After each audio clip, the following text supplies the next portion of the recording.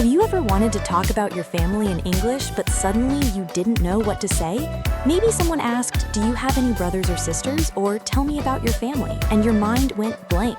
Today, we'll help you speak about family in a natural, warm, and confident way. That's right. Talking about family is one of the most common topics in everyday English. You might talk about your family with a new friend, a coworker, a classmate, or someone you meet while traveling. I'm Leo. And I'm Anna. All right, let's begin. Leo, I have a question for you. When someone asks you about your family in English, what do you usually say first? Good question. I usually start with something simple, like "I come from a small family" or "I come from a big family." That gives the other person a clear idea right away. That makes sense. So instead of trying to explain everything at once, you begin with the general picture. Right. For example, I could say, "I come from a small family. It's just my parents, my younger brother, and me." That sounds very natural. I like that because it's clear, but it doesn't feel too formal. Exactly. What about you, Leo? Do you come from a big family or a small family? I'd say I come from a medium-sized family. I have my parents, one older sister, one younger brother, and me. So there are 5 of us in my immediate family. That's a useful phrase, immediate family. For learners, your immediate family usually means your closest family members, like your parents, brothers, sisters, husband, wife, or children. Right. And then we also have extended family, which means relatives like grandparents, aunts, uncles, cousins, nieces, and nephews. Exactly. So if someone asks, "Do you have a big family?" you can answer in different ways. You might say, "My immediate family is small, but my extended family is huge." That's a great sentence. It sounds natural and gives more detail. Leo, are you close to your family? I am. We don't all live in the same place anymore, but we still keep in touch regularly. My sister lives in another city, and my brother is still close to my parents, so he sees them more often than I do. I see. And "keep in touch" is another very useful phrase. It means to continue communicating with someone even if you don't see them every day. Exactly. You can say, I keep in touch with my family by phone, or we keep in touch through messages and video calls. That's very realistic. Many families are spread out now. People move for work, school, marriage, or other opportunities. Right. Anna, what about your family? Are you close to them? I'd say we're close, but in a calm way. We don't talk every hour or every day, but we check in on each other often. If something important happens, we're always there for each other. That sounds healthy.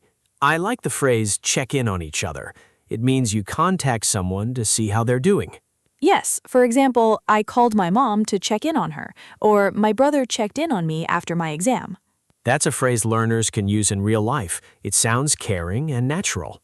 Definitely. Now, let's talk about parents. Leo, how would you describe your parents? My parents are hardworking and supportive. My father is quiet, but he has a good sense of humor. My mother is more talkative, and she's the kind of person who always wants everyone to feel comfortable. That's a beautiful description. You didn't just say, "My father is nice" and "My mother is nice." You gave personality details. Right. I think that helps the conversation feel more personal. It does. If learners want to describe family members, they can use words like kind, patient, funny, strict, generous, calm, protective, thoughtful, or hardworking. Those are great words. Anna, how would you describe your parents? My mother is very patient and practical. She gives good advice, but she doesn't force her opinions on people. My father is friendly and curious. He loves asking questions and learning about new things. That's nice. I can imagine them clearly from that description. That's the goal. When you talk about family, you don't need a long speech. A few specific details can make your answer much more interesting. Fair enough. Now let me ask you about siblings. Do you have any brothers or sisters? I have one younger brother. We're different in many ways, but we get along well. Could you repeat that phrase, get along well? Of course. Get along well means to have a good relationship with someone. So if I say, "My brother and I get along well," it means we have a friendly relationship and we don't fight much. Got it. So I could say, I get along well with my sister, or I don't always get along with my brother, but we care about each other. Perfect. That second sentence is very realistic, too. Not every family relationship is perfect, and that's okay. True. My sister and I get along now, but when we were younger, we argued a lot. That's common. What did you argue about? Small things. Who got the remote control? Who had to clean the room? Who was being too loud? Nothing serious, but at the time it felt very important. That's so relatable. When people are children, small problems can feel huge. Absolutely. But now we laugh about it. My sister is older than me, so she was always a little protective. Sometimes I found it annoying, but now I appreciate it. That's a nice way to say it. I appreciate it now shows that your feelings changed over time. Right. What about your younger brother? Were you protective of him? A little. I tried to help him, but I also wanted him to learn things by himself. He's independent, so he didn't always want advice. That makes sense. Some younger siblings like help, and some want space. Exactly. And that brings us to another useful topic, family roles.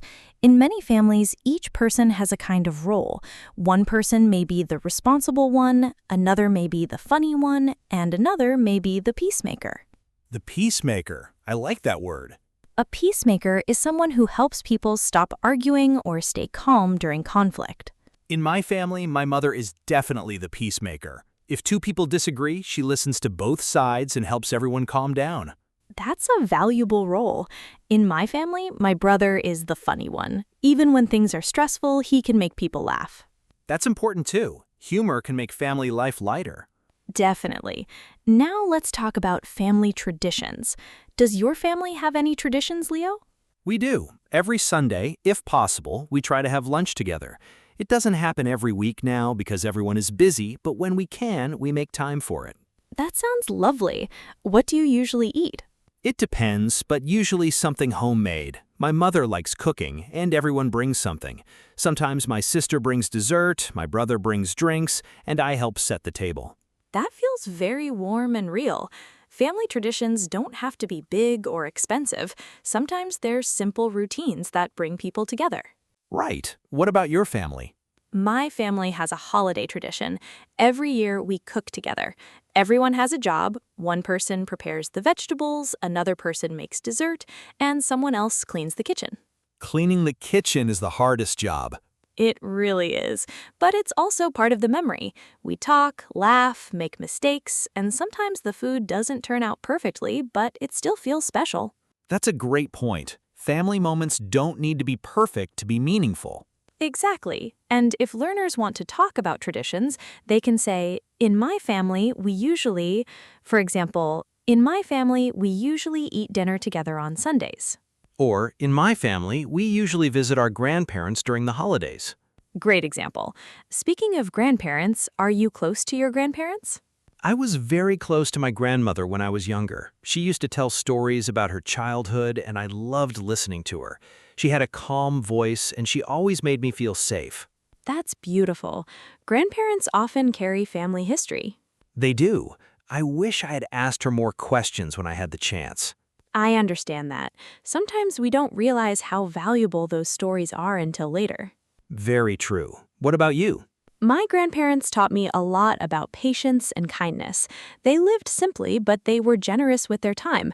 They always made people feel welcome. That's a wonderful quality. It is. And when talking about grandparents, learners can say phrases like, I grew up close to my grandparents, or my grandparents played an important role in my life. Those sentences sound natural and respectful. Now, let's talk about cousins. Some people are very close to their cousins, almost like brothers and sisters.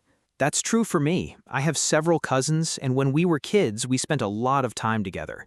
During school vacations, we would visit each other and play outside for hours. That sounds fun. Do you still see them often?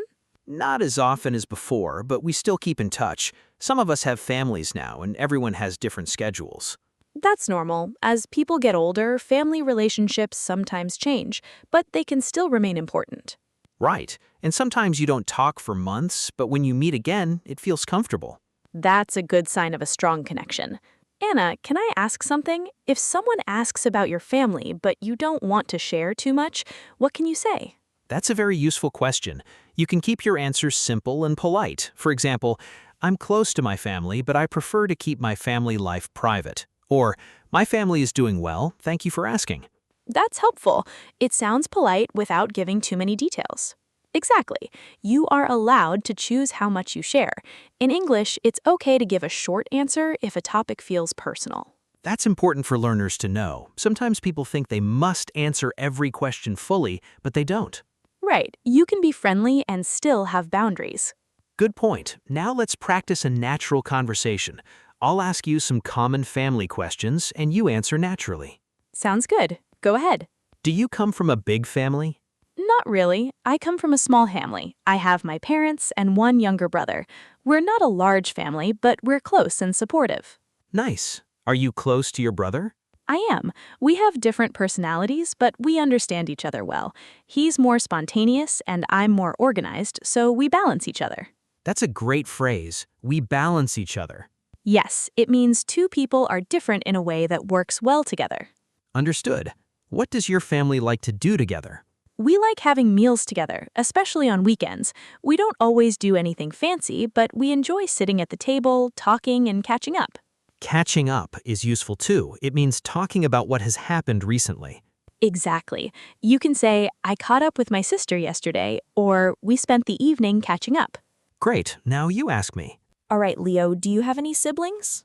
I do. I have one older sister and one younger brother. My sister is responsible and thoughtful, and my brother is energetic and funny.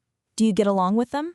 Most of the time we get along well. Of course, we disagree sometimes, but we usually talk things through. That sounds mature. Talk things through means to discuss a problem carefully until people understand each other. Right. It's a very useful phrase for family, work, and relationships.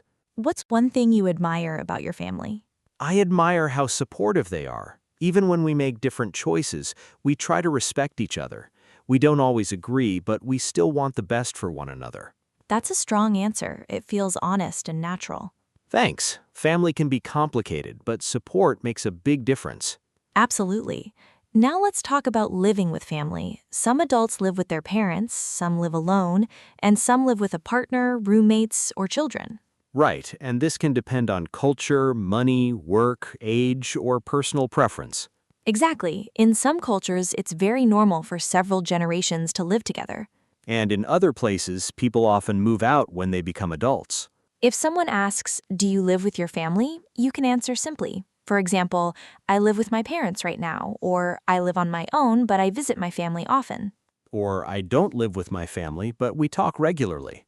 Perfect. That answer is clear and natural. Anna, what do you think is the best thing about family? For me, the best thing is having people who know your story. They remember where you came from, what you were like when you were younger, and what you've been through. That's a thoughtful answer. Thanks. What about you? For me, the best thing is support. Life can be stressful, and it helps to know there are people you can call when you need advice, encouragement, or just someone to listen. That's very true. And that's a great sentence for learners. It helps to know there are people you can call. Yes, it sounds natural and emotional without being too dramatic.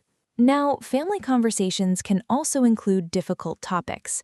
Not everyone has a close family. Some people have complicated relationships with parents or siblings. That's true, so it's important to speak carefully and respectfully. If you don't want to talk deeply about your family, you can say, my family situation is a little complicated, but I'm doing okay. That's a good sentence. It gives an answer without explaining everything. Another option is, I'm not very close to my family, but I have good friends who feel like family. That's meaningful. Friends can become chosen family. Exactly. And chosen family means people who are not related to you by blood, but who support you like family. That's a beautiful phrase. It is. Now let's give learners a simple structure they can use when talking about family. Good idea. First, say the size of your family. For example, I come from a small family. Second, mention the people. I have my parents and one sister. Third, describe your relationship. We're close and we keep in touch often. Fourth, add one detail. We like having dinner together on weekends. So a full answer could be, I come from a small family. I have my parents and one younger brother. We're close and we keep in touch often. On weekends, we like having dinner together. That's simple, clear, and natural. Now let's make it a little longer. Sure, I'll try. I come from a medium-sized family. I have my parents, an older sister, and a younger brother. We don't all live in the same city, but we keep in touch through messages and video calls. My family is supportive, and we usually try to meet during holidays. Excellent. That sounds like something a native speaker might say in a real conversation. Thanks, and learners can change the details to match their own life. Exactly. You don't need to memorize everything. Just learn useful patterns and make them personal. Anna, let's do one more natural exchange. All right. Tell me a little about your family. Sure. I come from a small family. I have my parents and one younger brother. We're pretty close, although we all have busy lives. My brother and I have different personalities, but we get along well. My parents are supportive and practical, and they've always encouraged us to work hard and be kind to people. That's a great answer. It gives enough detail, but it doesn't feel too long. Thanks. Now you try. Of course, I come from a family of 5. I have my parents, one older sister, and one younger brother. My sister is thoughtful and organized, and my brother is funny and full of energy. We don't see each other every day, but we keep in touch and try to spend time together during holidays. I'd say my family is warm, supportive, and a little loud sometimes. I love that ending. A little loud sometimes makes it feel real. Many families are a little loud sometimes. Very true. Before we finish, let's remind everyone of a few useful phrases from today. Great idea. You can say, I come from a small family, or I come from a big family. You can say, I'm close to my family, or we keep in touch regularly. You can say, I get along well with my brother, or my sister and I are very close. You can also say, my extended family is large, or my family situation is a little complicated. And if you want to describe a family tradition, you can say, in my family, we usually have lunch together on Sundays. These phrases are simple, but they're very useful in real conversations. Absolutely. Talking about family doesn't have to be difficult. Start simple, share what feels comfortable, and use clear phrases. And remember, you don't have to speak perfectly. The goal is communication. That's right. If you can talk about your family in English, you can connect with people in a warmer and more personal way. We hope this conversation helped you feel more confident talking about family. If you enjoyed this lesson, please like the video and subscribe to the English Talk channel. And try writing one sentence about your family in the comments.